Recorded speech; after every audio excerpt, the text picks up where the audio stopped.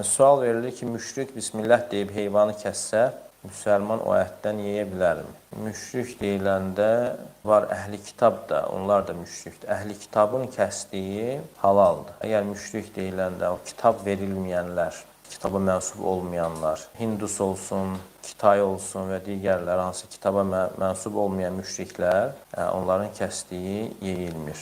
Deməli, heyvanın halal olması üçün əsas iki şərt var. Kəsən insanın ona əhli olması, kəsmək üçün layiq olması və ikincisi isə Bismillahın deyilməsidir. Və kim kəsməyə layiqdir? Müsəlman, bir də əhli kitab. Əhli kitab da xristiyan və yahudilərdir. Onların kəsdiyi halaldır. Necə ki, buna dəlil olaraq Maidə surəsi 5-ci ayədir. Allah Teala buyurur: "Və ta'amul-ləzīnə utul kitəbə hillul lakum." Yəni əhli kitabın yeməyi sizin üçün halal. Yeməyi deyildiyi zaman onların kəsdikləri və ovladıqları.